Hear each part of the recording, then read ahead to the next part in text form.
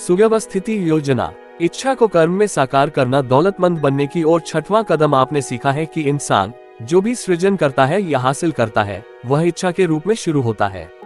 इच्छा ही हमें यात्रा के पहले दौर में ले जाती है, अमूर्त से मूर्त यथार्थ की ओर ले जाती है, कल्पना की वर्कशॉप में ले जाती है, जहां इस रूपांतरण की योजनाएं बनाई जाती हैं और व्यवस्थिति की जाती है। अध्याय 2 में आपको 6 निश्चित व्यवहारिक कदम उठाने के निर्देश दिए गए हैं ताकि आप धन की इच्छा को इसके भौतिक रूप में रूपांतरित करने की दिशा में आगे बढ़ सके। इनमें से एक कदम है निश्चित और व्यवहारिक योजनाएं बनाना जिनके द्वारा रूपांतरण किया जा सकता है। अब आपको निर्देश दिए जाएंगे कि आप किस तरह व्यवहारिक योजनाएं बना सकते हैं। 1. धन कमाने की आपकी योजना के बनने और पूरे होने में आपको जितने लोगों के समूह की आवश्यकता हो उतने लोगों से जुड़े बाद के अध्याय में बताए गए तरीके से मास्टरमाइंड सिद्धांत का प्रयोग करें। इस निर्देशन का पालन करना बिल्कुल अनिवार्य है, इसे नजरअंदाज न करें। 2. अपना मास्टरमाइंड समूह बनाने से पहले यह फैसला करें कि आप अपने समूह के सदस्यों को उनके सहयोग के बदले में क्या लाभ दे सकते हैं। कोई भी व्यक्ति किसी मुआवजे के बिना अनंत काल तक काम नहीं करेगा। कोई भी समझदार व्यक्ति पर्याप्त मुआवजे के बिना दूसरे व्यक्ति से काम करने का ग्रह या आशा नहीं करेगा, हालांकि हो सकता है कि यह हमेशा धन के रूप में न हो। 3. सप्ताह में कम से कम 2 बार और जितना अधिक संभव हो अपने मास्टरमाइंड समूह के सदस्यों से मिले जब तक कि आप मिलकर धन कमाने के लिए आवश्यक योजनाएं पूरी तरह से न बना ले। 4. अपने मास्टरमाइंड समूह के हर सदस्य के साथ आपका तालमेल आदर्श होना चाहिए। अगर आप इस निर्देश का पूरी तरह पालन नहीं करेंगे तो आप असफल हो सकते हैं। मास्टरमाइंड सिद्धांत वहां पर सफल नहीं हो सकता जहां पूरा तालमेल न हो। इन तथ्यों को अपने दिमाग में रखें। पहला, आप अपने लिए एक अत्यंत महत्वपूर्ण कार्य में संलग्न हैं। सफलता सुनिश्चित करने के लिए आपके पास त्रुटिहीन योजनाएं होनी चाहिए। दूसरा, आपको दूसरों के अनुभव, शिक्षा, प्राकृतिक योग्यता और कल्पना का लाभ प्राप्त करना चाहिए। यह उन तरीकों से मेल खाता है जिनका अनुसरण करके हर दौलतमंद आदमी ने दौलत कमाई है। दूसरे लोगों के सहयोग के बिना किसी व्यक्ति में इतना अनुभव, शिक्षा, जन्मजात योग्यता और ज्ञान नहीं होता कि ढेर सारी दौलत का संग्रह सुनिश्चित हो जाए। दौलत कमाने के अपने प्रयास में आप जिस भी योजना को अमल में लाएं, वह योजना आपके और आपके मास्टरमाइंड समूह के हर सदस्य की संयुक्त रचना होना चाहिए। आप अपने मन से निकली योजनाओं को आंशिक तौर या पूरी तौर पर बना सकती है, परंतु यह जरूरी है कि इन योजनाओं को आपके मास्टरमाइंड समूह के सदस्यों द्वारा जांचा जाए और स्वीकार किया जाए। अगर आपके द्वारा बनाई गई पहली योजना सफलतापूर्वक काम न करे तो इसके स्थान पर एक नई योजना ले आई। अगर यह नई योजना भी काम न करे तो इसके बदले में एक और नई योजना आए तथा इसी तरह करते रहे जब तक कि आपको ऐसी योजना न मिल जाए जो काम करे। इसी बिंदु पर अधिकांश लोग असफल होते हैं क्योंकि उनमें असफल योजनाओं के स्थान पर नई योजनाएं बनाने की लगन का अभाव होता है। दुनिया का सबसे बुद्धिमान आदमी भी धन कमाने या किसी और काम में तब तक सफल नहीं हो सकता जब तक कि उसकी योजनाएं व्यवहारिक और अमल में लाने योग्य न हो। इस तथ्य को अपने मन में रखें और जब तक आपकी योजनाएं असफल हो तो ये भी याद रखें कि अस्थायी पराजय सिर्फ एक विलंब है। इसका यह अर्थ हो सकता है कि आप जिस योजना पर काम कर रहे थे वह दमदार या त्रुटिहीन नहीं थी। दूसरी योजनाएं बनाएं, एक बार फिर से शुरू करें। थॉमस अल्वा एडिसन 10,000 बार फेल हुए थे इससे पहले कि वह विद्युत बल्ब का आविष्कार कर पाते। इसे इस तरह से भी समझा जा सकता है कि एडिसन को सफलता मिलने से पहले 10,000 बार अस्थायी असफलताओं का सामना करना पड़ा। अस्थायी पराजय का एक ही अर्थ होना चाहिए और वही ये कि आपकी योजना में किसी खास किस्म के ज्ञान की कमी थी। लाखों करोड़ों लोग गरीबी और दुख भरा जीवन बिताते हैं क्योंकि उनके पास कोई दमदार योजना नहीं होती जिसके द्वारा धन कमा सके। आपकी योजना जितनी दमदार होगी आपकी उपलब्धि उतनी ही होगी। कोई भी आदमी तब तक नहीं हारता जब तक कि वह मैदान न छोड़ दे, यानी जब तक कि वह हिम्मत न हार। जेम्स जे हिल ने जब पहली बार पूर्व से पश्चिम तक रेलरोड बनाने के लिए आवश्यक पूंजी उगाहने का प्रयास किया तो उन्हें अस्थायी पराजय का सामना करना पड़ा, परंतु उन्होंने नई योजनाओं के द्वारा अपनी पराजय को विजय में बदल दिया। हेनरी फोर्ड को भी अस्थायी पराजय का सामना करना पड़ा, और ऐसा न सिर्फ उनके ऑटोमोबाइल करियर की शुरुआत में हुआ बल्कि तब भी हुआ जब वे अपने करियर की ऊंचाई पर पहुंच गए थे। उन्होंने नई योजनाएं बनाई और आर्थिक विजय की और एक लंबी छलांग लगा दी। हम ऐसे लोगों को देखते हैं जिन्होंने बहुत सारा धन कमाया है, परंतु हम अक्सर उनकी विजय ही देख पाते हैं और उन अस्थायी पराजयों को नजरअंदाज कर देते हैं जिन्हें पार करके ही वे इस मुकाम तक पहुंच पाए हैं। इस फिलॉसफी का कोई भी अनुयायी यह आशा नहीं करेगा कि उसे अस्थायी पराजय के अनुभव के बिना ढेर सारी दौलत मिल जाएगी। पराजय को इस बात का संकेत माने कि आपकी योजनाएं दमदार नहीं है। फिर आप इन योजनाओं को दोबारा बना ले और अपने प्रिय लक्ष्य की दिशा में के बार फिर पाल बांध ले। अगर आप अपने लक्ष्य तक पहुंचने से पहले ही प्रयास करना छोड़ देते हैं तो आप भगोड़े हैं। भगोड़े लोग कभी नहीं जीतते और जीतने वाले कभी नहीं भागते। इस वाक्य को गांठ बांध ले और एक ऊंचे अक्षरों में कागज के एक टुकड़े पर लिख ले और इसे ऐसी जगह पर रखें जहां आप इसे हर रात सोने से पहले और हर सुबह उठने के बाद देख सके। जब आप अपने मास्टरमाइंड समूह के सदस्यों को चुनना शुरू करें तो उन लोगों को चुनने का प्रयास करें जो पराजय को गंभीरता से नहीं लेते। कुछ लोग मूर्खतावश यह विश्वास करते हैं कि केवल पैसे से ही पैसा कमाया जा सकता है। ये सच नहीं है। प्रबल इच्छा ही वह माध्यम है जिसके द्वारा पैसा बनाया जाता है, और आप इस प्रबल इच्छा को यहाँ बताए गए सिद्धांतों की मदद से इसके आर्थिक रूप में रूपांतरित कर सकते हैं। धन अपने आप में कुछ नहीं है, ये सिर्फ एक निर्जीव पदार्थ है। यह न चल सकता है, न सोच सकता है, न बोल सकता है, परंतु ये सुन सकता है, और जब कोई आदमी इसकी प्रबल इच्छा करता है तो यह उसके आमंत्रण पर दौड़ा चला आता है। सेल्स सेवाओं की बिक्री की योजना बचे हुए अध्याय में मार्केटिंग सेवाओं के साधन और रास्तों पर विधिवत वर्णन किया गया है। यहाँ पर जो भी जानकारी दी जाएगी वह व्यवहारिक होगी और जिससे बाजार में कोई सेवा देने के लिए हर व्यक्ति को मदद कर सके। खासकर उन लोगों के लिए यह अमृत की भांति होगी जिन्हें अपनी जिंदगी एक नेता के रूप में गुजारनी है। अमीर बनने की दिशा में किए गए किसी भी काम की सफलता के लिए बुद्धिमत्ता पूर्वक योजना बनाना अनिवार्य है। यहाँ पर आपको ऐसी विस्तृत निर्देश मिलेंगे जिनके द्वारा आप व्यक्तिगत सेवाओं को बेचकर अमीर बनना शुरू कर सकते हैं। ये जानना उत्साहवर्धक है कि जितने भी लोगों ने बहुत अधिक धन कमाया है उनकी शुरुआत व्यक्तिगत सेवाओं के मुआवजे के रूप में या विचारों की बिक्री से हुई थी। जिसके पास जायदाद न हो वह अमीर बनने के लिए विचार और व्यक्तिगत सेवाओं के अलावा और क्या दे सकता है। दुनिया में दो तरह के लोग होते हैं। एक तरह के लोगों को लीडर्स के रूप में जाना जाता है और दूसरी तरह के लोगों को अनुयायियों के रूप में। शुरुआत में ही यह निर्णय कर ले कि क्या आप अपने चुने हुए व्यवसाय या क्षेत्र का लीडर बनना चाहते हैं या सिर्फ अनुयायी ही बने रहना चाहते हैं। बदले में जो मिलता है उसमें बड़ा भारी अंतर है। तार्किक दृष्टि से कोई अनुयायी उस मुआवजे की उम्मीद नहीं कर सकता जो लीडर को मिल सकता है। हालांकि कई अनुयायी उतने ही धन की आशा करने की गलती करते हैं। अनुयायी होने में कोई बुराई नहीं है। दूसरी ओर अनुयायी बने रहना भी कोई तारीफ की बात नहीं है। अधिकांश महान लीडर्स ने अनुयायी के रूप में शुरुआत की थी। वे महान लीडर्स इसलिए बने क्योंकि वे समझदार अनुयायी थे। जो आदमी समझदारी से किसी लीडर का अनुसरण नहीं कर सकता वह कभी सफल लीडर नहीं बन सकता। इसके अपवाद बहुत कम होते हैं। वह आदमी जो किसी लीडर का सफलतापूर्वक अनुसरण कर सकता है आमतौर पर वही अत्यंत तीव्र गति से लीडर बनने की दिशा में खुद को विकसित कर रहा होता है। बुद्धिमान अनुयायी को कई लाभ होते हैं और उनमें से एक लाभ है अपने लीडर से ज्ञान हासिल करने का अवसर। लीडरशिप के प्रमुख गुण। लीडरशिप के महत्वपूर्ण गुण निम्नलिखित है। 1. अविचल साहस। ये साहस स्वयं के ज्ञान और अपने व्यवसाय के ज्ञान पर आधारित होता है। कोई भी अनुयायी नहीं चाहता कि उसके लीडर में आत्मविश्वास और साहस का अभाव हो। कोई भी बुद्धिमान अनुयायी ऐसे लीडर को लंबे समय तक नहीं झेल पाता। 2. आत्मनियंत्रण। वह आदमी जो खुद को नियंत्रित नहीं कर सकता दूसरों को कभी नियंत्रित नहीं कर सकता। अनुसरण के सामने आत्मनियंत्रण एक शक्तिशाली मिसाल बन जाता है जिसे वह अनुयायी सीख लेता है जो अधिक बुद्धिमान होता है। 3. न्यायपूर्ण आचरण। न्यायपूर्ण आचरण के बिना कोई लीडर अपने अनुयायियों का सम्मान न तो हासिल कर सकता है न ही उसे लंबे समय तक बाएं रख सकता है। 4. निर्णय की निश्चितता। जो आदमी ढुलमुल निर्णय लेता है वह बताता है कि उसे खुद पर विश्वास नहीं है और ऐसा आदमी दूसरों को सफलतापूर्वक नेतृत्व नहीं कर सकता। 5. योजनाओं की निश्चितता। सफल लीडर अपने काम की योजना बनाता है और योजना पर काम करता है। जो लीडर व्यवहारिक और निश्चित योजनाओं के बिना केवल अंदाजे से काम करता है वह उस जहाज की तरह होता है जिसमें रडर न हो। देर सवेर वह चट्टानों से टकराकर नष्ट हो जाएगा। 6. जितना मिले उससे ज्यादा देने की आदत। लीडरशिप की सजाओं में से एक ये है कि लीडर अपने अनुयायियों से जीतने की आशा रखता है। उसे स्वेच्छा से उससे देने के लिए भी तैयार रहना चाहिए। 7. सुखद व्यक्तित्व। कोई भी बेतरतीब या लापरवाह आदमी सफल लीडर नहीं बन सकता। लीडरशिप के लिए सम्मान चाहिए। अनुयायी ऐसे लीडर का सम्मान नहीं करेंगे जिससे सुखद व्यक्तित्व के सभी तत्वों में अच्छे अंक न मिले। 8. सहानुभूति और समझ। सफल लीडर को अपने समर्थकों के प्रति सहानुभूति रखनी चाहिए। यही नहीं, उसे उन्हें और उनकी समस्याओं को भी समझना चाहिए। 9. विवरण की कुशलता। सफल लीडरशिप के लिए यह भी जरूरी है कि वह लीडर की स्थिति के विवरण में पारंगत हो।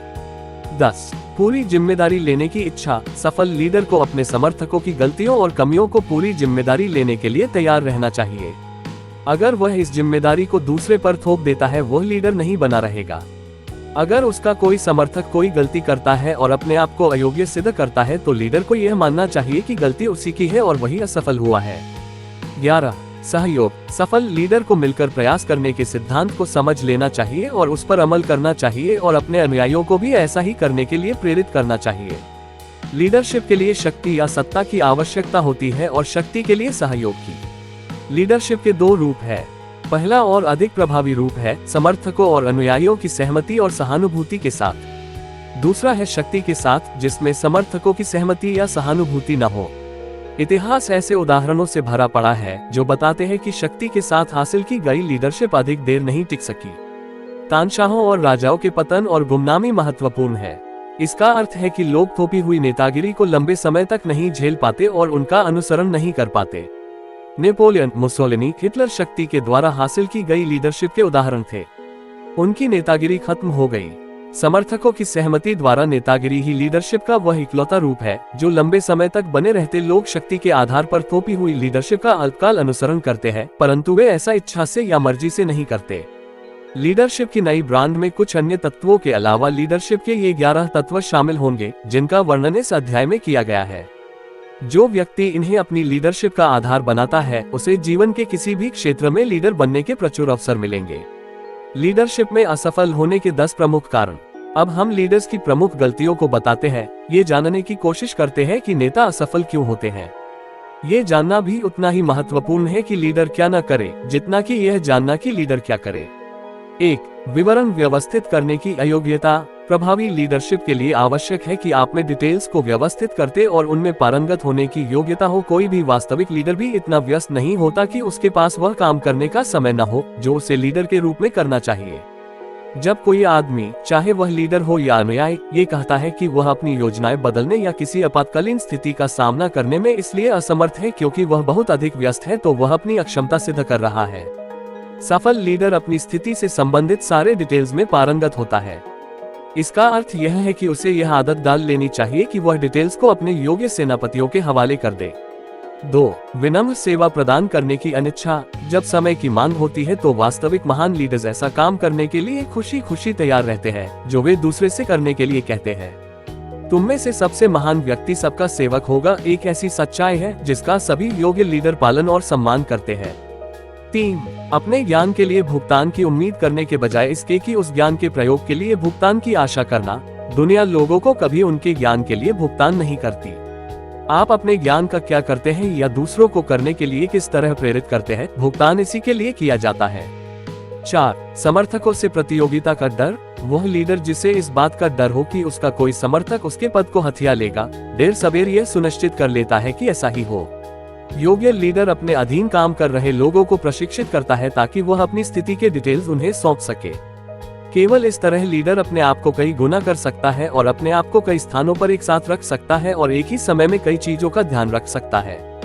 यह एक शाश्वत सत्य है कि लोगों को अपने प्रयासों से जितनी कमाई हो सकती है, उससे अधिक कमाई उन्हें इस बात से होती है कि उनमें दूसरों से प्रदर्शन करवाने के जादू से एक प्रभावी लीडर दूसरों की कार्यक्षमता को बहुत अधिक बढ़ा सकता है और उन्हें अधिक तथा बेहतर सेवा देने के लिए प्रेरित कर सकता है, जो उसकी सहायता के बिना वे लोग नहीं दे पाते। 5.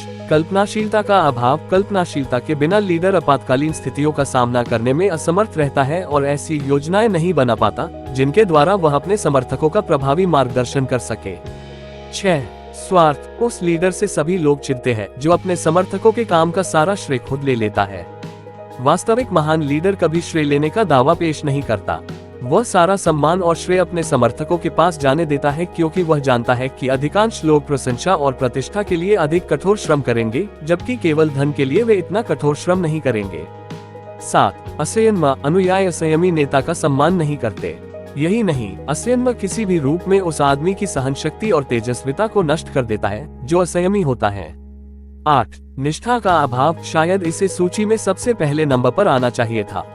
वह लीडर जो अपने सहयोगियों, अपने वरिष्ठों, अपने कनिष्ठों और अपने कार्य के प्रति वफादार नहीं होता, वह लंबे समय तक लीडर नहीं बना रह सकता।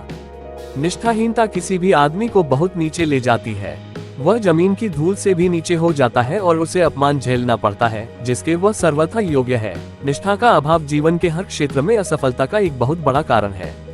9. लीडरशिप की शक्ति पर जोर। प्रभावी लीडर प्रोत्साहन द्वारा नेतृत्व करता है और अपने समर्थकों के दिल में डर पैदा करने की कोशिश नहीं करता है। जो लीडर अपने समर्थकों को अपनी सत्ता या शक्ति का डर दिखाकर प्रभावित करता है, वह शक्ति द्वारा लीडरशिप वाली श्रेणी में आता है। अगर कोई नेता सच्चा लीडर होता है तो उसे अपने व्यवहार, अपनी सहानुभूति, समझ, न्यायप्रियता और कार्यकुशलता के अलावा किसी अन्य तरीके से इस तथ्य का विज्ञापन करने की जरूरत नहीं पड़ेगी। 10. ओहदे पर जोर। योग्य लीडर को अपने समर्थकों का सम्मान हासिल करने के लिए किसी ओहदे या पदवी की जरूरत नहीं होती। वह आदमी जो ओहदे को महत्व देता है, दरअसल उसके पास आमतौर पर महत्व देने के लिए और कुछ नहीं होता। वास्तविक लीडर के ऑफिस के दरवाजे उन सभी लोगों के लिए खुले रहते हैं जो अंदर प्रवेश करना चाहते हैं और उसके काम करने का स्थान औपचारिकता और दिखावे से मुक्त होता है। ये लीडरशिप की असफलता के सबसे आम कारण है। इनमें से कोई भी गलती आपको असफल कराने के लिए पर्याप्त है। अगर आप लीडर बनना चाहते हो और यह सुनिश्चित करना चाहते हैं कि आप ये गलतियां न करें तो इस सूची का सावधानीपूर्वक अध्ययन करें। कुछ उपजाऊ क्षेत्र जिनमें नई लीडरशिप की जरूरत होगी। इस अध्याय को खत्म करने से पहले आपका ध्यान उन कुछ उपजाऊ क्षेत्रों की तरफ आकर्षित किया जाएगा जिनमें लीडरशिप का पतन हो रहा है और जिनमें नए तरह के नेताओं को प्रचुर अवसर मिल सकते हैं। पहला, राजनीति के क्षेत्र में नए नेता की काफी मांग है, एक ऐसी मांग जो आपातकालीन स्थिति से किसी प्रकार कम नहीं है। दूसरा, बैंकिंग बिजनेस भी सुधार के दौर से गुजर रहा है। तीसरा, उद्योग धंधों में नए लीडर्स की जरूरत है। इस क्षेत्र में भावी नेता को स्वयं को एक अर्ध सार्वजनिक अधिकारी मान लेना चाहिए, जिसका ये कर्तव्य है कि वह अपने ट्रस्ट को इस तरह से मैनेज करे कि वह किसी व्यक्ति या व्यक्तियों के लिए परेशानी पैदा न करे। चौथा, भविष्य में धार्मिक लीडर वर्तमान की आर्थिक और व्यक्तिगत समस्याओं को सुलझाते हुए अपने अनुयायियों की भौतिक आवश्यकताओं की तरफ पूरा ध्यान देने के लिए विवश हो जाएगा। उसे मृत अतीत और अजन्मे भविष्य की तरफ कम ध्यान देना होगा। पांचवा, वकालत, डॉक्टरी और शिक्षा के व्यवसायों में नए किस्म की लीडरशिप और कुछ हद तक नए लीडर्स की आवश्यकता होगी। ये शिक्षा के क्षेत्र में खास तौर पर सही है। इस क्षेत्र में भविष्य में लीडर को लोगों की शिक्षित करने के इस नए तरह के तरीके खोजने होने की वे स्कूल या कॉलेज में प्राप्त ज्ञान का जीवन में किस तरह उपयोग करे। उसे सिद्धांतों पर कम और व्यवहारिक उपयोगिता पर अधिक ध्यान देना होगा। छठवां, पत्रकारिता के क्षेत्र में नए लीडर्स की आवश्यकता होगी।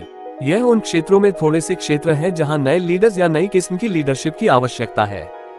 दुनिया बहुत तेजी से बदल रही है। इसका अर्थ यह है कि इंसान की आदतों को भी इसी परिवर्तन के अनुरूप बदलना होगा।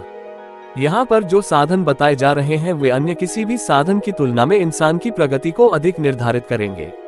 किसी पद के लिए कब और कैसे आवेदन करें, यहाँ पर जो बताया जा रहा है वह कई वर्षों के अनुभव का रस है।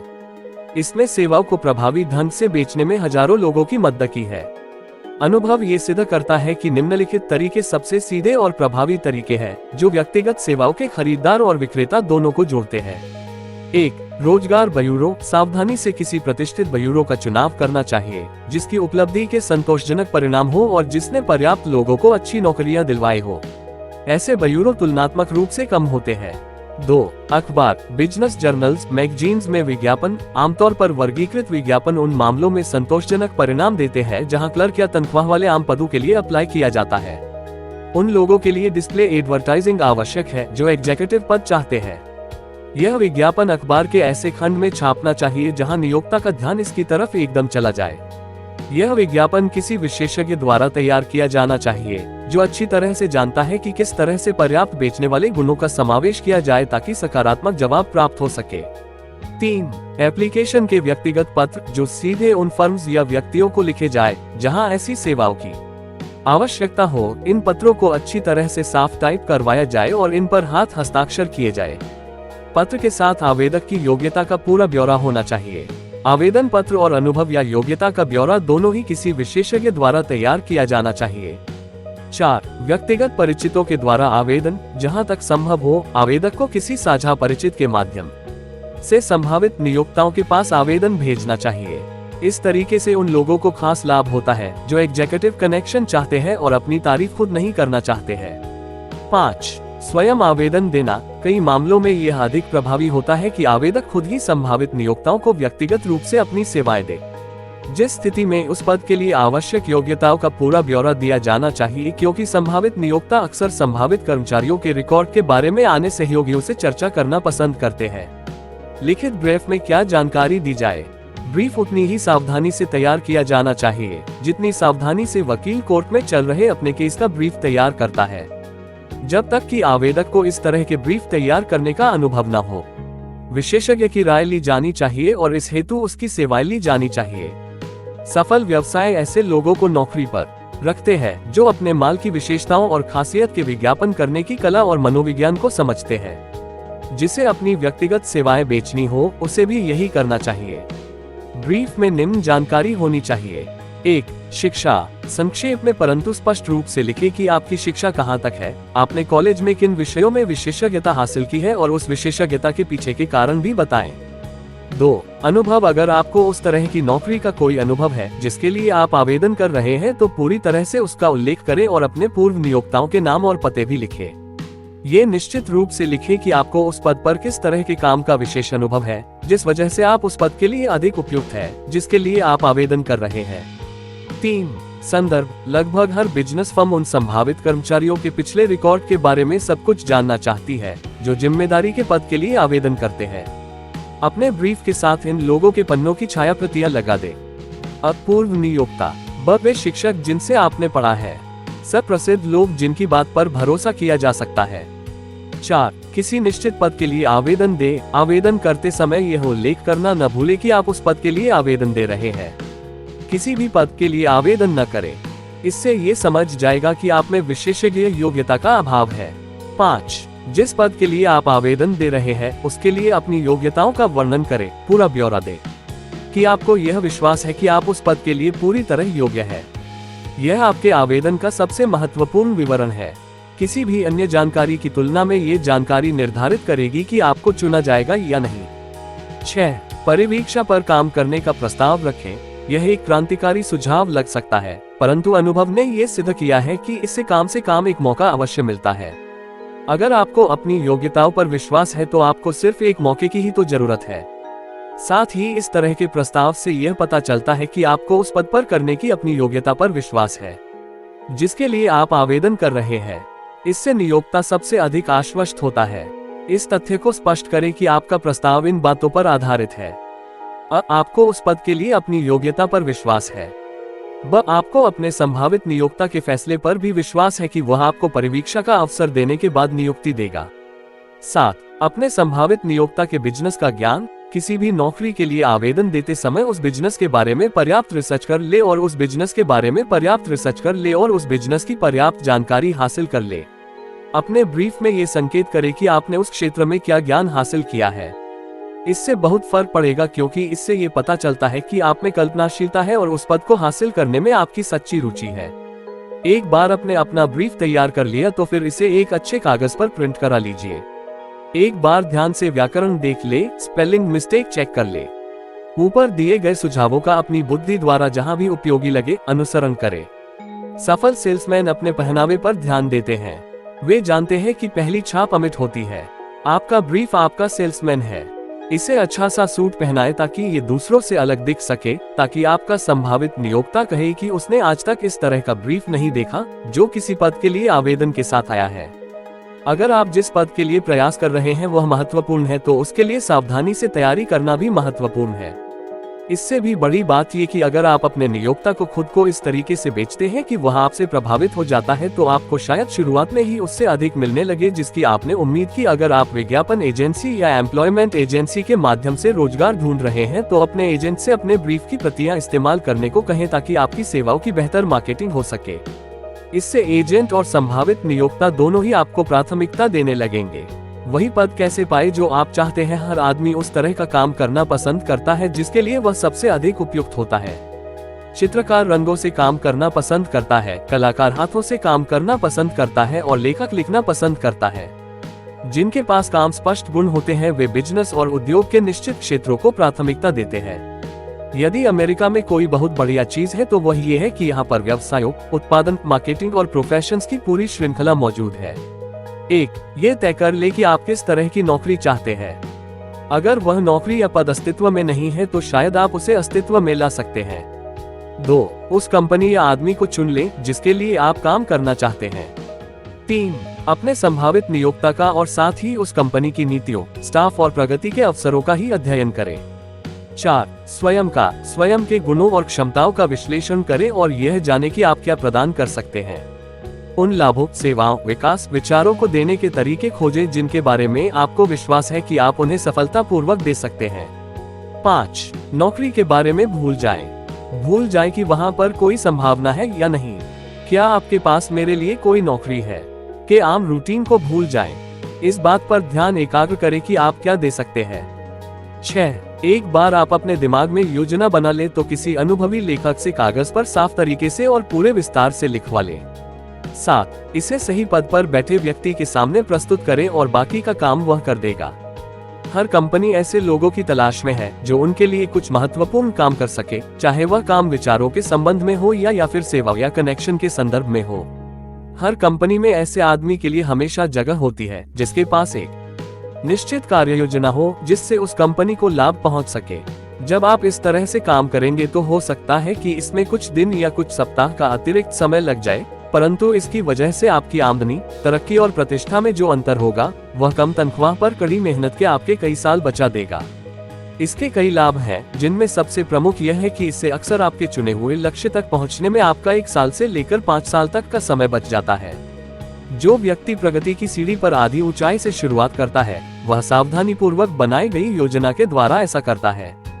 सेवाओं की मार्केटिंग का नया तरीका। जो लोग भविष्य में अपनी सेवाओं की मार्केटिंग बेहतर तरीके से करना चाहते हैं उन्हें ये समझ लेना चाहिए कि नियोक्ता और कर्मचारी के रिश्ते अब पहले जैसे नहीं रहे बल्कि बदल चुके हैं। नियोक्ताओं और उनके कर्मचारियों के बीच भावी संबंध एक पार्टनरशिप के रूप में होंगे। 1. नियोक्ता। 2. कर्मचारी। 3.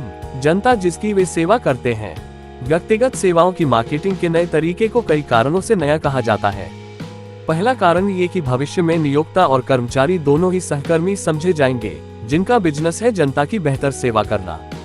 पुराने जमाने में नियोक्ता और कर्मचारी आपस में ही सौदेबाजी कर लिया करते थे ताकि उन्हें एक दूसरे से अधिकतम लाभ हो सके और वे इस बात पर विचार नहीं करते थे कि अंतिम विश्लेषण में वे दरअसल ऐसा तीसरी पार्टी की कीमत पर कर रहे थे, यानी कि जनता जिसकी वे सेवा कर रहे थे। शिष्टाचार और सेवा आज व्यापार के लोकप्रिय शब्द है और वे उस आदमी पर अधिक लागू होते हैं जो व्यक्तिगत सेवाओं की मार्केटिंग कर रहा है बजाय उस नियोक्ता के जिसकी वह सेवा कर रहा है।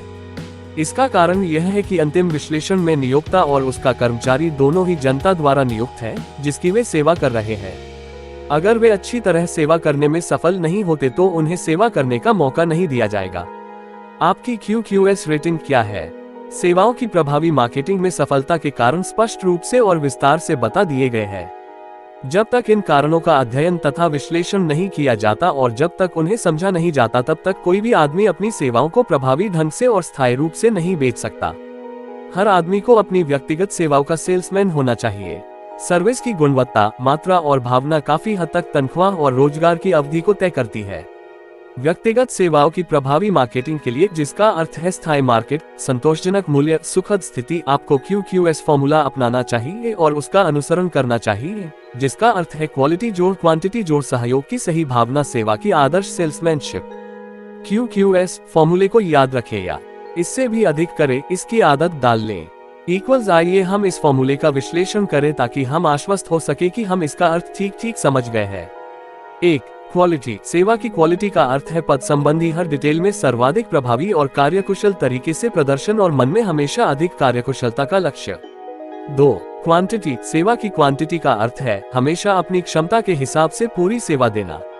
आपका लक्ष्य होना चाहिए सेवा की मात्रा को बढ़ाना। अभ्यास और अनुभव के द्वारा आप अपनी क्षमता और निपुणता को विकसित कर सकते हैं। एक बार फिर आदत शब्द पर जोर दिया जा रहा है। 3. स्पिरिट। सेवा की स्पिरिट या भावना का अर्थ है खुशनुमा तालमेल का व्यवहार जिससे सहकर्मियों का सहयोग प्राप्त हो सके। आपकी सर्विस की क्वालिटी और क्वांटिटी ही आपकी सर्विस के लिए स्थायी बाजार बनाए रखने के लिए पर्याप्त नहीं है। आप अपनी सेवा किस भावना से करते हैं या सेवा करते समय आपका व्यवहार कैसा है, यह एक बहुत महत्वपूर्ण तत्व है। इससे न सिर्फ सेवा के बदले में मिलने वाला भुगतान प्रभावित होता है बल्कि रोजगार की अवधि भी प्रभावित होती है। एंड्रू कार्नेगी ने इस बिंदु पर बहुत जोर दिया था। उनका कहना था कि व्यक्तिगत सर्विस की मार्केटिंग में सफलता की तरफ ले जाने वाले तत्वों में बाकी तत्वों की तुलना में ये सबसे अधिक महत्वपूर्ण तत्व है। उन्होंने तालमेल के व्यवहार की आवश्यकता पर बार बार जोर दिया। उन्होंने इस तथ्य पर जोर दिया कि उन्होंने ऐसी किसी आदमी को कभी नौकरी पर नहीं रखा जो तालमेल और सहयोग की भावना से काम न कर सकता हो, चाहे उसके काम की क्वालिटी कितनी ही प्रभावी हो और चाहे उसके काम की क्वांटिटी कितनी ही अधिक क्यों न हो। कार्नेगी ने लोगों के खुशनुमा होने पर जोर दिया। ये गुण कितना महत्वपूर्ण है ये साबित करने के लिए उन्होंने कई ऐसे लोगों की, जो उनके मानदंडों पर खरे उतारते थे, बहुत अमीर बनने में मदद की। जो लोग खरे नहीं उतर पाए उन्हें अपनी जगह दूसरों के लिए खाली करनी पड़ी। सुखद व्यक्तित्व के महत्व को इसलिए रेखांकित किया गया है क्योंकि इसी तत्व के कारण आप सही भावना से सेवा कर पाते हैं। अगर आपका व्यक्तित्व ऐसा है जो सुखद है और सेवा को सद्भाव की भावना से देता है, तो इस गुण के कारण सेवा की क्वालिटी और क्वांटिटी में कमी की अक्सर भरपाई हो जाती है। कोई भी चीज सुखद व्यवहार का स्थान नहीं ले सकती। आपकी सर्विसेज की कैपिटल वैल्यू वह व्यक्ति जिसकी आमदनी पूरी तरह व्यक्तिगत सर्विस की बिक्री से प्राप्त होती है, वह व्यापारी की तरह है जो सामान बेचता है। साथ में ये जोड़ना भी उचित होगा कि उस व्यक्ति पर भी व्यवहार के वही नियम लागू होंगे जो नियम सामान बेचने वाले व्यापारी पर लागू होंगे। आपकी सर्विसेज की कैपिटल वैल्यू वह व्यक्ति जिसकी आमदनी पूरी तरह व्यक्तिगत सर्विस की बिक्री से प्राप्त होती है, वह व्यापारी की तरह है जो सामान बेचता है। साथ में ये जोड़ना भी उचित होगा कि उस व्यक्ति पर भी व्यवहार के वही नियम लागू होंगे जो नियम सामान बेचने वाले व्यापारी पर लागू होंगे। इस बात पर जोर इसलिए दिया जा रहा है क्योंकि जो लोग व्यक्तिगत सर्विस को बेचकर आजीविका कमाते हैं, उनमें से अधिकांश अक्सर यह मानने की गलती करते हैं कि उन पर सामान की मार्केटिंग करने वाले व्यापारी की तरह व्यवहार के नियम लागू नहीं होते। अब सिर्फ लीजिए, गो गेटर के दिन गुजर गए हैं, अब दीजिए, गो गिवर के दिन आ गए हैं। आपके मन की वास्तविक कैपिटल वैल्यू क्या है, यह आप उस दिन आमदनी की मात्रा द्वारा निर्धारित कर सकते हैं जो आप अपनी सर्विसेज की मार्केटिंग द्वारा कमाते हैं। आपकी सर्विसेज की कैपिटल वैल्यू का उचित अनुमान इस तरह से लगाया जा सकता है कि आप अपनी वार्षिक आमदनी को 16.66 से गुना कर दें। यह अनुमान लगाना उचित होगा कि आपकी वार्षिक आय आपकी कैपिटल वैल्यू की 6% है। धन पर 6% प्रतिवर्ष ब्याज मिलता है। धन मन से अधिक मूल्यवान नहीं है, प्रायः मन धन से अधिक मूल्यवान होता है। योग्य मन की अगर प्रभावी ढंग से मार्केटिंग की जाए तो ये पूंजी का अधिक प्रभावी रूप दर्शाता है जिसकी सामान बेचने के बिजनेस में जरूरत होती है। मन पूंजी का एक ऐसा रूप है जो मंदी के दौर में स्थायी रूप से अवमूल्यन का शिकार नहीं होता। न ही पूंजी के रूप की चोरी की जा सकती है, न ही इसे खर्च किया जा सकता है। यही नहीं, जो धन बिजनेस के व्यवहार के लिए अनिवार्य है वह तक धूल के कण की तरह मूल्यहीन है जब तक कि इसे योग्य मन के साथ न जोड़ा जाए। असफलता के 30 मुख्य कारण, इनमें से कितने आपको पीछे धकेल रहे। जीवन की सबसे बड़ी विडंबना यह है कि बहुत से लोग गंभीरता से प्रयास करते हैं और असफल होते हैं। विडंबना यह है कि ज्यादातर लोग असफल होते हैं और बहुत कम लोग ही सफल हो पाते हैं। मुझे एक बार हजारों स्त्री पुरुषों के विश्लेषण का अवसर मिला और उनमें से 98% लोग असफल लोगों की श्रेणी में थे। मेरे विश्लेषण ने ये साबित किया कि असफलता के पीछे 30 प्रमुख कारण होते हैं। विश्लेषण से वे 13 प्रमुख सिद्धांत भी सामने आए जिनके द्वारा लोग दौलत इकट्ठी कर सकते हैं। इस अध्याय में असफलता के 30 मुख्य कारणों का विस्तार से वर्णन किया जा रहा है। 1. हानिकारक आनुवंशिक पृष्ठभूमि। ऐसे लोगों का कुछ नहीं किया जा सकता जिनके मन की शक्ति कमजोर हो। ये फिलॉसफी इस कमजोरी को दूर करने का केवल एक ही तरीका सुझा सकती है, मास्टरमाइंड की सहायता। बहरहाल इस बात का लाभ उठाएं कि यह असफलता के 30 कारणों में से एकमात्र कारण है जिसे व्यक्ति द्वारा आसानी से नहीं सुधार जा सकता। 2. जीवन में अच्छी तरह परिभाषित लक्ष्य का अभाव। ऐसे आदमी के लिए सफलता की कोई आशा नहीं है जिसका कोई केंद्रीय लक्ष्य या निश्चित लक्ष्य नहीं होता जिस पर वह निशाना साधे। मैंने जिन लोगों का विश्लेषण किया उनमें से 98% के पास ऐसा कोई लक्ष्य नहीं था। शायद यही उनका असफलता का मुख्य कारण था। 3. औसत दर्जे से ऊपर उठने की महत्वाकांक्षा का अभाव। हम ऐसे आदमी को कोई आशा प्रदान नहीं कर सकते जो उदासीन है और जीवन में आगे नहीं बढ़ना चाहता और जिसमें कीमत चुकाने की इच्छा भी नहीं है। 4. अपर्याप्त शिक्षा। यह एक ऐसी कमी है जिसे तुलनात्मक रूप से आसानी से पूरा किया जा सकता है। अनुभव से साबित हुआ है कि सर्वश्रेष्ठ शिक्षित लोग अक्सर वे होते हैं जो स्वनिर्मित या स्वशिक्षित होते हैं। शिक्षित व्यक्ति बनने के लिए सिर्फ कॉलेज की डिग्री ही काफी नहीं होती। शिक्षित व्यक्ति वह होता है जिसने वह चीज पाना सीख लिया जो वह जीवन में पाना चाहता है और इस प्रक्रिया में वह दूसरों के अधिकारों का हनन नहीं करता। शिक्षा में सिर्फ ज्ञान ही शामिल नहीं है। लोगों को सिर्फ उनके ज्ञान के लिए पैसे नहीं मिलते बल्कि इस बात के लिए पैसे मिलते हैं कि वे अपने ज्ञान का किस तरह उपयोग करते हैं। 5. आत्मा अनुशासन की कमी। अनुशासन स्वयं पर नियंत्रण से आता है। इसका अर्थ यह है कि इंसान को सभी नकारात्मक गुणों को नियंत्रण में रखना चाहिए। स्थितियों को नियंत्रित करने से पहले आपको सबसे पहले खुद पर नियंत्रण रखना होगा। खुद को अनुशासित करना सबसे कठिन कार्य है। अगर आप खुद को नहीं जीत पाते तो आप खुद से हार जाएंगे। शीशे के सामने खड़े होने पर आपको अपना सबसे अच्छा दोस्त और अपना सबसे बड़ा दुश्मन एक साथ खड़ा नजर आएगा। 6. बुरा स्वास्थ्य। कोई भी व्यक्ति अच्छे स्वास्थ्य के बिना उल्लेखनीय सफलता का सुख नहीं भोग सकता। बुरे स्वास्थ्य के कई कारणों पर काबू पाया जा सकता है। इनमें मुख्य है स्वास्थ्य के लिए हानिकारक भोज्य पदार्थ अधिक मात्रा में कहना, विचार की बुरी आदतें, नकारात्मक बातें बोलना, सेक्स की अधिकता या उसका गलत प्रयोग, उचित शारीरिक व्यायाम का अभाव, गलत तरीके से सांस लेने के कारण स्वच्छ हवा की अपर्याप्त पूर्ति। 7. बचपन में माहौल के बुरे प्रभाव। जिस तरह से पौधे को मोड़ा जाता है उसी तरह पेड़ उगेगा। आपराधिक प्रवृत्ति वाले अधिकांश लोगों की ऐसी प्रवृत्ति बुरे माहौल और बचपन की बुरी संगति का परिणाम होती है। 8. टालमटोल। यह असफलता के सबसे आम कारणों में से एक है। टालमटोल करने वाला आदमी हर इंसान की छाया में खड़ा रहता है और इंतजार करता है कि कब उसे सफलता अवसर को बिगाड़ने का मौका मिले। हम में से अधिकांश लोग जीवन भर असफल होते रहते हैं क्योंकि हम किसी महत्वपूर्ण कार्य को शुरू करने से पहले सही समय का इंतजार करते हैं। इंतजार मत कीजिए, समय कभी पूरी तरह सही नहीं होगा। जहां आप खड़े हैं वहां पर शुरू कर दीजिए और आपके पास जो औजार हैं उन्हीं से काम करना शुरू कर दीजिए। जब आप आगे बढ़ेंगे तो बेहतर औजार आपको अपने आप मिल जाएंगे। 9. लगन का अभाव। हम में से अधिकांश लोग शुरुआत करने में तो अच्छे होते हैं परंतु अपने शुरू किए गए कामों को पूरा करने में बहुत कमजोर होते हैं। यही नहीं, लोगों की यह आदत होती है कि वे पराजय की संभावना नजर आते ही हिम्मत हार जाते हैं। लगन का कोई विकल्प नहीं होता। वह व्यक्ति जो लगन को अपना मंत्र बनाता है ये पाता है कि असफलता आखिरकार थक चुकी है और उसके जीवन से हमेशा हमेशा के लिए दूर जा चुकी है। असफलता लगन का मुकाबला नहीं कर सकती। 10. नकारात्मक व्यक्तित्व। ऐसे आदमी के लिए सफलता की कोई आशा नहीं है जो नकारात्मक व्यक्तित्व के कारण लोगों को अपने से दूर कर देता है। सफलता शक्ति के प्रयोग के द्वारा आती है और शक्ति दूसरे लोगों के सहयोगपूर्ण प्रयासों के द्वारा हासिल की जाती है। नकारात्मक व्यक्तित्व से सहयोग नहीं मिलता। 11. कामेच्छा पर नियंत्रण का भाव। सेक्स की ऊर्जा उन सभी प्रेरक ऊर्जाओं में सबसे शक्तिशाली है जिनसे लोग कार्य के लिए प्रवृत्त होते हैं।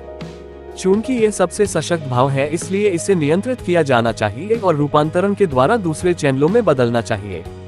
12. कुछ नहीं के बदले बहुत कुछ पाने की अनियंत्रित इच्छा। जुए की प्रवृत्ति लाखों लोगों असफल बना देती है। इसका प्रमाण 1929 के वॉल स्ट्रीट क्रैश के अध्ययन में पाया जा सकता है, जिस दौरान लाखों लोगों ने स्टॉक मार्केट पर जुआवन खेलकर पैसा बनाने की कोशिश की। 13. निर्णय की उचित शक्ति का अभाव। जो लोग सफल होते हैं वे तत्काल निर्णय पर पहुंचते हैं और अगर वे उन निर्णयों को बदलते हैं तो बहुत देर से बदलते हैं। जो लोग असफल होते हैं वे या तो निर्णय ही नहीं ले पाते या फिर बहुत देर से निर्णय लेते हैं, परंतु वे अक्सर अपने निर्णय बदल लेते हैं और पल भर में बदल लेते हैं। अनन्य और टालमटोल जुड़वा भाई है। जहां एक मिलेगा आमतौर पर दूसरा भी वहीं पर मिलेगा।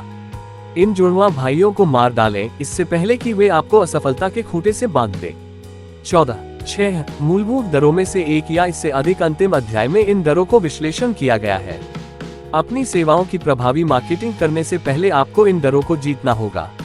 15 विवाह में गलत जीवन साथी का चुनाव। यह असफलता का सबसे आम कारण है।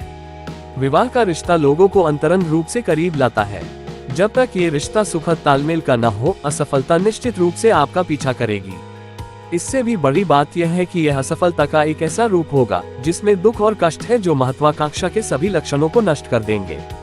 16 अति सावधानी। वो व्यक्ति जो जरा भी जोखिम नहीं लेता, आमतौर पर उसे वही मिलता है जो बचा रहता है, क्योंकि दूसरे लोग जिन्होंने जोखिम लिया अच्छी चीजें चुनकर ले जा चुके हैं। अति सावधानी भी उतनी ही बुरी है जितनी की कम सावधानी। दोनों तरह की अति से बचें। यह न भूले कि जीवन में जोखिम का तत्व हमेशा रहता है। 17 बिजनेस में सहयोगियों का गलत चुनाव। ये बिजनेस में असफलता के सबसे आम कारणों में से एक है। व्यक्तिगत सर्विस की मार्केटिंग में आपको ऐसा नियोक्ता चुनने में बहुत सावधानी बरतनी होगी जो आपको प्रेरणा दे और जो स्वयं बुद्धिमान एवं सफल हो। हम उन लोगों का अनुसरण करते हैं जिनके साथ हम करीबी संपर्क में रहते हैं। ऐसा नियोक्ता चुने जो अनुसरण करने लायक हो। 18 अंधविश्वास और पूर्वाग्रह। अंधविश्वास डर का एक रूप है। यह अज्ञान की निशानी भी है। जो लोग सफल होते हैं वे अपने मन में दिमाग खुले रखते हैं और किसी चीज से नहीं डरते। 19 व्यवसाय का गलत चुनाव। कोई आदमी किसी ऐसी लाइन में सफल नहीं हो सकता जिसे वह पसंद न करता हो। व्यक्तिगत सर्विस की मार्केटिंग में सबसे महत्वपूर्ण कदम है एक ऐसा व्यवसाय चुनना जिसमें आप अपने आप को पूरे उत्साह से झोंक सके। 20 प्रयास में एकाग्रता का अभाव। सभी व्यवसायों को थोड़ी बहुत जानकारी रखने वाला व्यक्ति किसी भी व्यवसाय में विशेष निपुण नहीं होता। अपने सभी प्रयासों को एक निश्चित प्रमुख लक्ष्य पर केंद्रित और एकाग्र करें। 21 फिजूल खर्ची की आदत। फिजूल खर्च आदमी कभी सफल नहीं हो सकता और इसका प्रमुख कारण यह है कि वह हमेशा गरीबी के डर से जीता है। अपनी राय में से एक निश्चित प्रतिशत हिस्सा अलग रखकर नियोजित बचत की आदत विकसित करें। जब आप व्यक्तिगत सर्विसेज की बिक्री में सौदेबाजी करेंगे तो बैंक में रखा पैसा आपके साहस की सुरक्षित आधारशिला होगा। पैसे के बिना आपको वह लेना होगा जो आपको दिया जा रहा है और आपको वह पाकर खुशी होगी। 22 उत्साह का अभाव। उत्साह के बिना कोई भी विश्वास नहीं जगा सकता। यही नहीं, उत्साह संक्रामक होता है और जिसमें यह नियंत्रित अवस्था में होता है उस व्यक्ति का आमतौर पर सभी लोग स्वागत करते हैं। 23 असहिष्णुता। बंद दिमाग वाला आदमी अपवाद स्वरूप ही आगे बढ़ पाता है। असहिष्णुता का अर्थ यह है कि उसने ज्ञान हासिल करना बंद कर दिया है। असहिष्णुता के सबसे विनाशकारी रूप धर्म, प्रजाति और राजनीतिक विचारों के मतभेद से संबंधित है। 24 असंयम। असंयम के सबसे विनाशकारी रूप भोजन, मदिरा और सेक्स की गतिविधियों से संबंधित है। इसमें से किसी में भी अति सफलता के लिए घातक होती है अपने पद और बड़े अवसर। 25 दूसरों के साथ सहयोग करने की अयोग्यता। ज्यादातर लोग जीवन में इस गलती के कारण गंवा देते हैं। इस कारण जितने लोग असफल होते हैं उतने बाकी सभी कारणों को मिला देने पर भी नहीं होते। यह एक ऐसी गलती है जो कोई भी समझदार बिजनेस का लीडर सहन नहीं करेगा। 26 शक्ति। जिसे आपने अपने प्रयासों से हासिल न किया हो। दौलतमंद लोगों के पुत्र पुत्रियां और बाकी लोग जिन्होंने धन विरासत में हासिल किया है और जिसे न उन्होंने खुद कमाया है न ही वे उसके योग्य है। ऐसे आदमी के हाथ में शक्ति जिसे उसने खुद धीरे धीरे हासिल न किया हो सफलता के लिए घातक है। फटाफट अमीरी गरीबी से भी अधिक खतरनाक है। 27 जानबूझकर की गई बेईमानी। ईमानदारी का कोई विकल्प नहीं है। परिस्थितियों के दबाव के कारण नींव पर इंसान का कोई नियंत्रण नहीं होता। कोई भी क्षणिक तौर पर बेईमानी कर सकता है और इससे कोई स्थायी हानि नहीं होगी। परंतु ऐसे आदमी के लिए कोई आशा नहीं है जो जानबूझकर बेईमानी का रास्ता चुनता है। देर सवेर उसे अपने कार्यों का फल मिलेगा और इसका परिणाम ये हो सकता है कि उसकी प्रतिष्ठा मिट्टी में मिल जाए या वह अपनी स्वतंत्रता गंवा बैठे। 28 घमंड और अहंकार। ये गन लाल बत्तियां हैं जो दूसरों को दूर रहने की चेतावनी देती है। ये सफलता के लिए घातक है। 29 सोचने के बजाय अनुमान लगाना। ज्यादातर लोग इतने उदासीन या आलसी होते हैं कि वे सही सोचने के लिए आवश्यक पूरे तथ्य हासिल करने का कष्ट नहीं उठाते। वे अंदाजे के आधार पर आए विचारों पर या बिना सोचे समझे झटपट निर्णय करना पसंद करते हैं। 30 पूंजी का अभाव। यह उन लोगों में असफलता का एक आम कारण है जो पहली बार बिजनेस में उतारते हैं और उनके पास अपनी गलतियों के झटके को सहन करने के लिए पूंजी का पर्याप्त रिजर्व नहीं होता जिसके द्वारा वे अपने आप को बाजार में तब तक बनाए रख सके जब तक कि उनकी प्रतिष्ठा स्थापित न हो जाए। 31 इसमें आप असफलता के उस विशिष्ट कारण को लिख लें जिससे आप पीड़ित हैं परंतु जो इस सूची में शामिल नहीं है। असफलता के 30 प्रमुख कारणों में जीवन की विडंबना का वर्णन मिलता है जो लगभग हर उस आदमी के बारे में सही है जिसने कोशिश की है और जो असफल हुआ है। ये सहायक होगा यदि आप किसी ऐसे व्यक्ति को प्रेरित कर सके जो आपको अच्छी तरह से जानता हो कि वह आपके साथ इस सूची को पढ़े और असफलता के 30 कारणों के संदर्भ में आपका विश्लेषण करे। अगर आप इसे अकेले आजमाना चाहते हैं तो भी कोई हर्ज नहीं है, परंतु अधिकांश लोग अपने आप को उस तरह से नहीं देख पाते जिस तरह से दूसरे लोग उन्हें देखते हैं। हो सकता है कि आप भी उनमें से हो जो ऐसा नहीं कर पाते। सबसे पुरानी सलाह है, इंसान अपने आप को जानो। अगर आप सामान को सफलतापूर्वक बेचना चाहते हैं तो आपको सामान का ज्ञान होना चाहिए। ये व्यक्तिगत सर्विसेज की मार्केटिंग के बारे में भी उतना ही सही है। आपको अपनी सारी कमजोरियां पता होनी चाहिए ताकि या तो आप उन पर पल बना सके या उन्हें पूरी तरह दूर कर सके। आपको अपनी शक्तियां भी मालूम होनी चाहिए ताकि आप अपनी सर्विस बेचते समय उनकी तरफ सामने वाले का ध्यान आकर्षित कर सके। आप अपने आप को सिर्फ सटीक विश्लेषण के द्वारा जान सकते हैं। अपने बारे में अज्ञान की मूर्खता एक युवक ने दिखाई जब उसने एक पद के लिए एक प्रसिद्ध बिजनेस मैनेजर के पास आवेदन दिया। उसने तब तक तो अच्छा प्रभाव जमाया जब तक उससे यह नहीं पूछा गया कि वह कितनी तनख्वाह की उम्मीद करता है।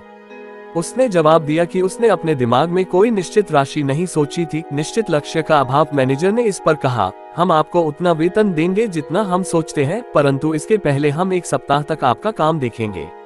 मैं यह नहीं स्वीकार करूंगा।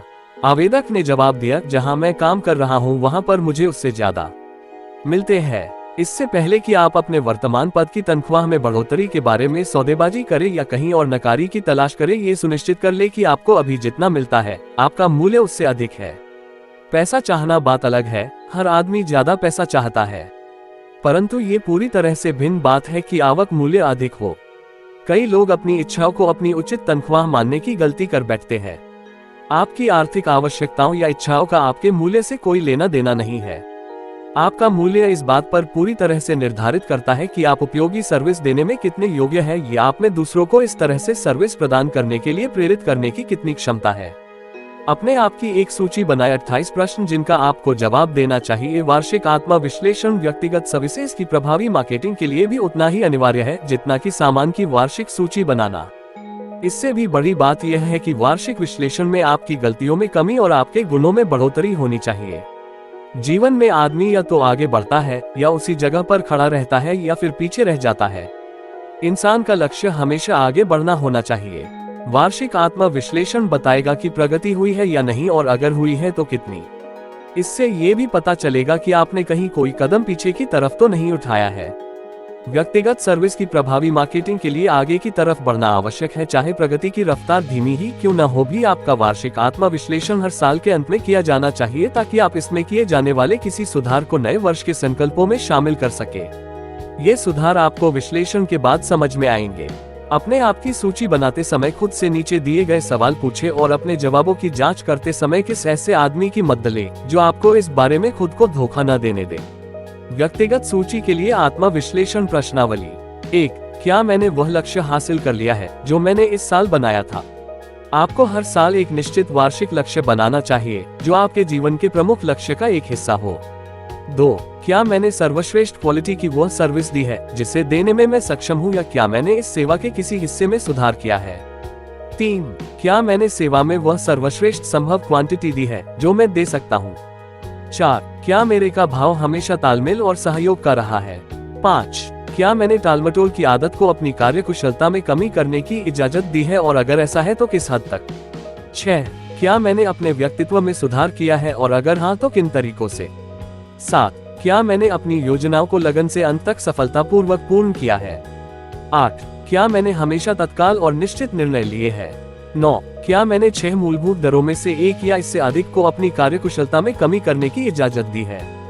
10. क्या मैं कभी अति सावधान या कम सावधान रहा हूँ? 11. क्या कार्यस्थल पर मेरे सहयोगियों के साथ मेरे संबंध सुखद हैं या दुखद?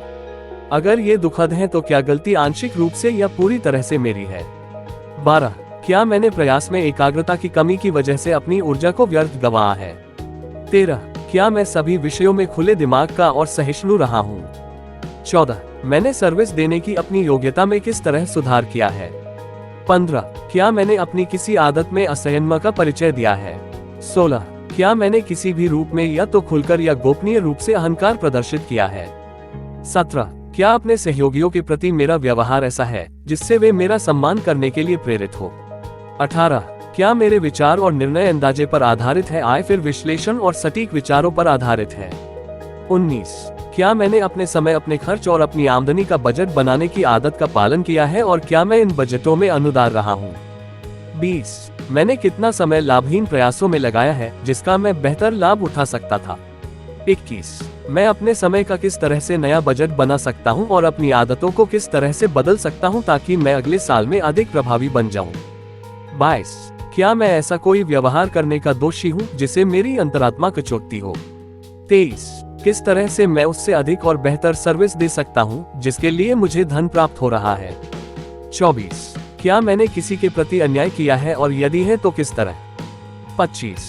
अगर मैं वर्ष भर के लिए अपनी स्वयं की सर्विसेज को खरीदूं तो क्या मैं इस खरीद से संतुष्ट रहूंगा? 26. क्या मैं सही व्यवसाय में हूं और अगर नहीं तो क्यों? 27. क्या मेरी सर्विसेज का खरीदार मेरे द्वारा की गई सर्विस संतुष्ट है और अगर नहीं तो क्यों? 28. सफलता के मूलभूत सिद्धांतों पर मेरी वर्तमान रेटिंग क्या है?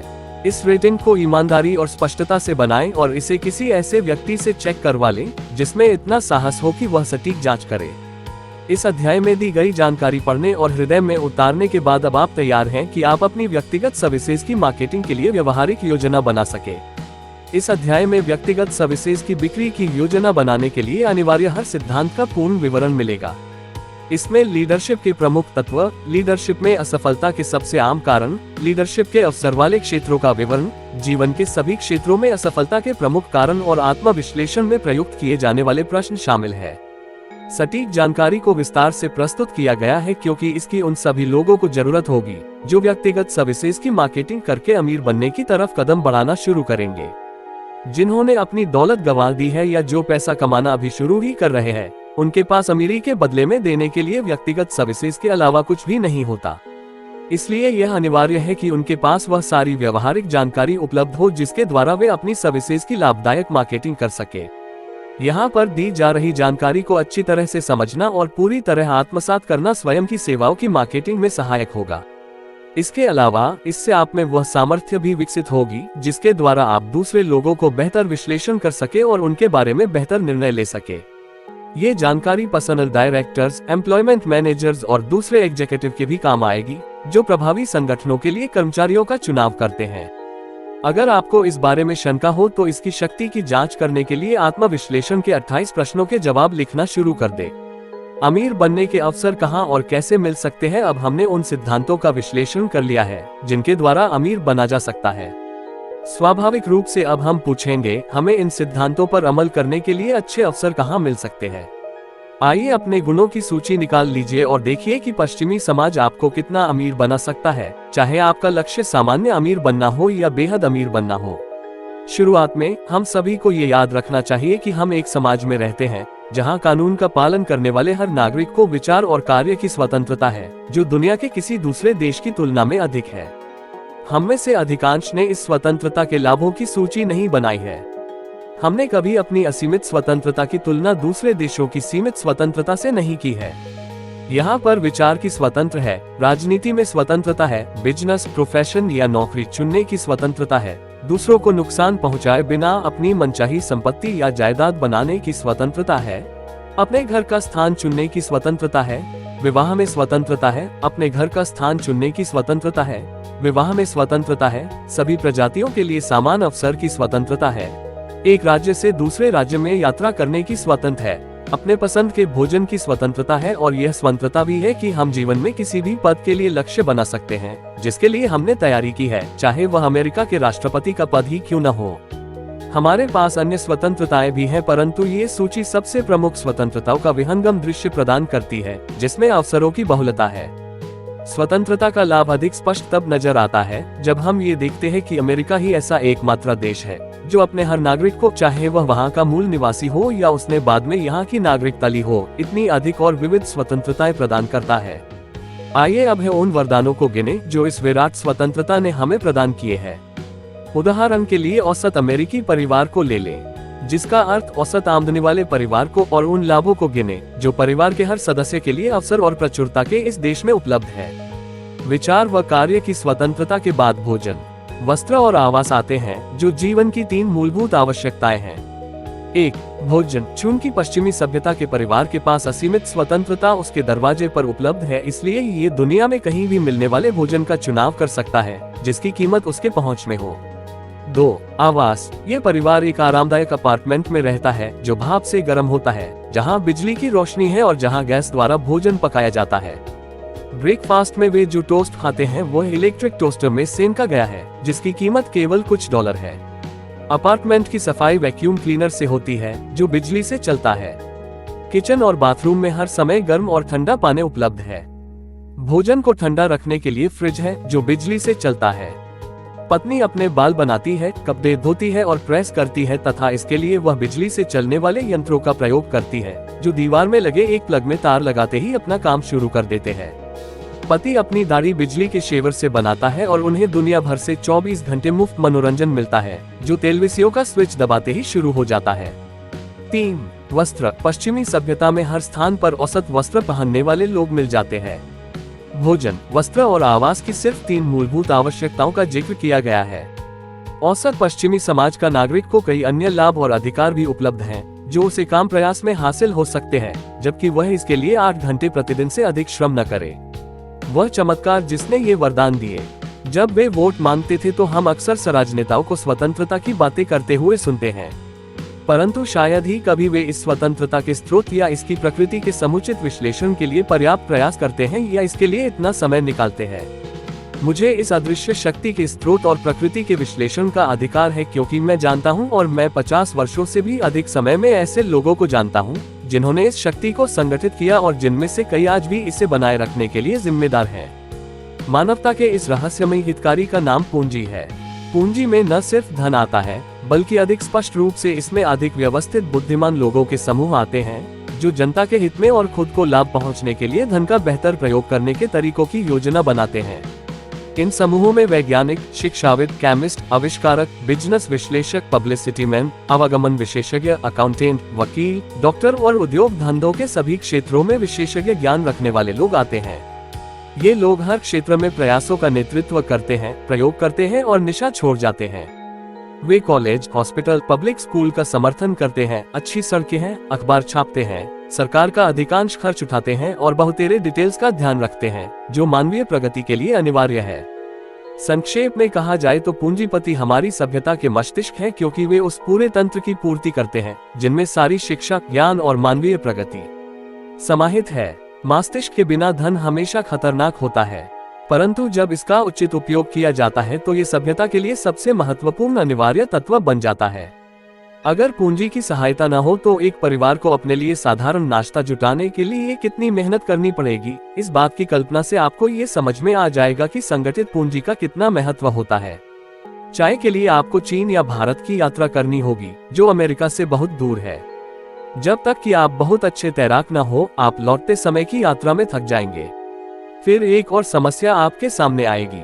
अगर आपके पास समुद्र पार करने और तैरने की साहसिक शक्ति हो भी, तो आप किस मुद्रा का प्रयोग करेंगे? शक्कर के लिए आपको क्यूबा की एक और समुद्री यात्रा पर जाना होगा या फिर ऊटा के शुगर बीट खंड की लंबी पैदल यात्रा पर जाना होगा। परंतु फिर भी हो सकता है कि आपको शक्कर के उत्पादन के लिए आवश्यक है। हम इस बारे में तो कुछ कह ही नहीं रहे हैं कि अमेरिका में कहीं भी ब्रेकफास्ट टेबल पर पहुंचने के लिए शक्कर को रिफाइन करने, ट्रांसपोर्ट करने और डिलीवर करने के लिए कितने तामझाम की जरूरत होती है। अंडे आप अपने करीबी फार्म से ले जा सकते हैं, परंतु अगर आप ग्रेप फ्रूट चाहते हैं तो आपको फ्लोरिडा की लंबी पैदल यात्रा करनी होगी। ड्राई सीरियल को तो आपको अपने मेनू से हटाना ही होगा, क्योंकि इसके उत्पादन के लिए पुरुषों के प्रशिक्षित संगठनात्मक श्रम और उचित मशीनरी की जरूरत होती है, जिन सभी के लिए पूंजी की जरूरत होती है। आराम करते समय आप दक्षिण अमेरिका की दिशा में तैर सकते हैं, जहां आप 2-4 केले ले सकते हैं और आप लौटते समय नजदीकी फार्म से, जहां डेयरी भी हो, बटर और क्रीम भी पटियाल चल कर ला सकते हैं। इतना सब करने के बाद आपका परिवार आराम से बैठकर नाश्ते का आनंद लेने के लिए तैयार हो जाएगा। ये हास्यास्पद लगता है ना? परंतु अगर हमारे पास पूंजीवादी तंत्र न हो तो इन आम भोज्य पदार्थों को अपने नाश्ते में शामिल करने का यही इकलौता संभव तरीका होगा। सामान्य नाश्ते के आइटमों की तुलना में जब हम रेलवे और समुद्री जहाज बनाने और उनके रखरखाव के लिए आवश्यक धनराशि के बारे में सोचते हैं तो हम दहल जाते हैं, क्योंकि यह राशि हमारी कल्पना से पर है। यह अरबों खरबों डॉलर है, जबकि इसमें जहाजों और रेलों के प्रशिक्षित पूंजीवादी अमेरिका में आधुनिक सभ्यता की आवश्यकताओं का सिर्फ एक हिस्सा है। आवागमन के लिए पहले यह जरूरी है कि जमीन से कुछ जगाया जाए या मार्केट के लिए उत्पादन किया जाए। इसके उपकरणों, मशीनरी, पैकिंग, मार्केटिंग और करोड़ों लोगों के लिए करोड़ों डॉलर और लगेंगे। समुद्री जहाज और रेलगाड़ी धरती से अपने आप नहीं उगाते और अपने आप काम नहीं करने लगते। वे सभ्यता की पुकार सुनकर आते हैं और वे उन लोगों के श्रम, कुशलता और संगठन शक्ति के द्वारा आते हैं जिनमें कल्पना है, विश्वास है, उत्साह है, निर्णय करने की शक्ति है और लगन है। इन लोगों को पूंजीपतियों के नाम से जाना जाता है। देने की इच्छा से, लाभ कमाने और अमीर बनने की इच्छा से प्रेरित होते हैं। और चूंकि वे ऐसी सेवा देते हैं जिसके बिना सभ्यता का कोई अस्तित्व नहीं होता, इसलिए वे बहुत अमीर बन जाते हैं। रिकॉर्ड को साफ और समझ में आने योग्य सरल बनाते हुए मैं ये जोड़ना चाहूंगा कि यह पूंजीपति वही लोग हैं जिनके बारे में हम में से अधिकांश लोगों ने सोप बॉक्स के वक्ताओं को बोलते सुना है। ये वही है जिन्हें क्रांतिकारी, रैकेटियर्स, बेईमान राजनेता और भ्रष्ट श्रमिक नेता, शोषक और अमानवीय या वॉल स्ट्रीट कहते हैं। मैं यहाँ पर किसी समूह या अर्थशास्त्र के किसी तंत्र की वकालत या विरोध नहीं कर रहा हूँ। इस पुस्तक का लक्ष्य है एक ऐसा लक्ष्य जिसके लिए मैं आधी सदी से अधिक तक पूरी निष्ठा से समर्पित हूँ। उन सभी को ये ज्ञान प्रदान करना, उन सभी के सामने वह सबसे विश्वसनीय फिलॉसफी प्रस्तुत करना जिसके माध्यम से लोग अमीर बन सके और जितनी धनराशि वे कमाना चाहते हैं उतनी धनराशि कमा सके। मैंने 2 चीजें बताने के लिए यहाँ पर पूंजीवादी तंत्र के आर्थिक लाभ का विश्लेषण किया है। 1, इसीलिए ताकि अमीर बनना चाहते हैं वे उस तंत्र को पहचान ले और खुद को उसके अनुरूप ढाल ले जो अमीरी के सारे रास्ते को नियंत्रित करता है, चाहे आप कम अमीर बनना चाहते हो या बेहद अमीर। 2, इसलिए ताकि आपको तस्वीर का दूसरा पहलू दिख जाए जो राजनेताओं और वक्ताओं द्वारा आमतौर पर दिखाए जानबूझकर मुद्दे को मरोड़कर पेश करते हैं और संगठित पूंजी के बारे में ऐसे बात करते हैं जैसे ये कोई जहरीला कोबरा हो। यह एक पूंजीवादी देश है, ये पूंजी के प्रयोग द्वारा विकसित हुआ है और हम जो स्वतंत्रता और अवसर के वरदानों को लेने के अधिकार का दावा करते हैं, हम जो अमीर बनना चाहते हैं। ये बात जान ले कि अगर संगठित पूंजी ने इन लाभों को उपलब्ध न कराया होता तो आज हमारे पास अमीरी और अवसर नहीं होते। अगर आप ऐसा सोचते हैं कि अमीर लोग कम कार्य के बदले अधिक धन की मांग करते हैं, या फिर आप ये सोच सकते हैं कि आपके पास धनों का अंबार बिना काम किए लग जाएगा। यह एक स्वतंत्र दुनिया है, आप कुछ भी सोच सकते हैं। कुछ लोग काम किए बिना भी रहते हैं और कुछ लोग थोड़ा बहुत ही काम करते हैं। आपको इस स्वतंत्रता को समझने की जरूरत है। कुछ लोगों को गलत फहमी है इस बारे में, बस कुछ ही लोग इस बात को ढंग से समझते हैं कि जहां तक अमीर लोगों का सवाल है, वे लोग बिना प्रयास के अमीर नहीं बने हैं। कानूनी रूप से अमीर बनने और अमीर बने रहने का केवल एक ही भरोसेमंद तरीका है, वह है उपयोगी सर्विस प्रदान करना। ऐसा कोई सिस्टम नहीं बना है जिसके द्वारा लोग सिर्फ संख्या की शक्ति द्वारा कानूनी रूप से अमीर बन सके या बदले में किसी रूप में मूल्य चुकाए बिना अमीर बन सके। एक नियम है जिसे अर्थशास्त्र का सिद्धांत कहते हैं। यह एक सिर्फ सिद्धांत ही नहीं है, बल्कि पत्थर की लकीर की तरह है जिसे कोई नहीं काट सकता। इस नाम को चिन्हित कर ले और याद रखे कि यह बहुत राजनेता या राजनीतिक मशीन से कहीं बलशाली है। ये हर मजदूर संगठन के नियंत्रण से बाहर की चीज है। इसे किसी भी धूर्त, घूसखोर या फिर किसी ऐसे गैर राजनीतिक द्वारा प्रभावित नहीं किया जा सकता है। व्यापार में सम्मिलित हर व्यक्ति के खाते पर नजर रखी जाती है और हर रिकॉर्ड को नोट किया जाता है। ये याद रखें कि यह उपलब्ध जरूरतों का धन संचय करने की शुरुआत मात्र है। बहुत कम विलास वस्तुएं और गैर जरूरी वस्तुओं का उल्लेख किया गया है। ये भी याद रखें कि यह तो अमीर बनने के स्रोतों की सिर्फ शुरुआत है। केवल कुछ विलासिताओं और गैर जरूरी चीजों का जिक्र किया गया है। परंतु याद रखें कि व्यापार के इन थोड़े से सामानों के उत्पादन, परिवहन और मार्केटिंग के व्यापार की वजह से लाखों करोड़ों स्त्री पुरुषों को रोजगार मिलता है, जो अपनी सर्विसेज के बदले में हर माह करोड़ों डॉलर प्राप्त करते हैं और विलासिता तथा आवश्यकता की वस्तुओं पर खुले हाथों से इसे खर्च करते हैं। खास तौर पर यह याद रखें कि व्यापार और व्यक्तिगत सेवाओं के इस विनिमय के पीछे अमीर बनने के प्रचुर अवसर सुलभ है। यहाँ स्वतंत्रता आपकी मदद करती है। इन व्यापारों को करने के लिए जितने भी प्रयास जरूरी है उन्हें करने से आपको कोई नहीं रोक सकता। अगर आप में योग्यता है, प्रशिक्षण है, अनुभव है तो आप बहुत बड़ी धनराशि कमा सकते हैं। जो लोग बेहद अमीर बनने लायक सौभाग्यशाली नहीं है वे कम अमीर तो बन ही सकते हैं। कोई भी नाम मात्र के श्रम के बदले में जीवन यापन कर सकता है। तो अब स्थिति आपके सामने है। अवसर ने आपके सामने अपना खजाना खोलकर रख दिया है। सामने से आए वह चुने जो आप चाहते हैं, अपनी योजना बनाए, योजना के हिसाब से काम करे और लगन से उसका अनुसरण करे। पूंजीवादी समाज बाकी का काम कर देगा, आप केवल इस बात पर भरोसा रखें। पूंजीवादी समाज हर इंसान को उपयोगी सेवा प्रदान करने और उस सेवा के मूल्य के अनुपात में अमीर बनने का अवसर देता है। सिस्टम किसी से भी यह अधिकार नहीं छीनता, परंतु यह ऐसा कोई आश्वासन नहीं देता कि बिना कुछ किए ही आपको कुछ हासिल हो जाएगा, क्योंकि यह सिस्टम स्वयं अर्थशास्त्र के नियम द्वारा नियंत्रित होता है, जो बिना कुछ दिए हासिल करने के सिद्धांत को न तो पहचानता है, न ही इसे लंबे समय तक सहन करता है। अर्थशास्त्र का सिद्धांत प्रकृति ने बनाया है। वहाँ कोई भी ऐसा कोर्ट नहीं है जहाँ इसके उल्लंघन करने वाले दरख्वास्त दे सके। इस सिद्धांत के दोनों पक्ष हैं। इसका उल्लंघन करने पर नुकसान भी होता है और ढंग से पालन करने पर पुरस्कार भी मिलता है। इस सिद्धांत को खारिज नहीं किया जा सकता है। यह उतना ही बड़ा सत्य है जितना आसमान में टिमटिमाते हुए तारे, और उसी प्रकृति का हिस्सा है जो तारों को नियंत्रित करता है। आपके अंदर यह प्रश्न आ सकता है, कोई हो सकता है जो इस नियम को पालन करने से मना कर दे। निश्चित तौर पर हम एक स्वतंत्र समाज में रहते हैं जहां आप समान अधिकार पाते हैं, किसी भी नियम को नजरअंदाज कर सकते हैं। तब क्या होगा?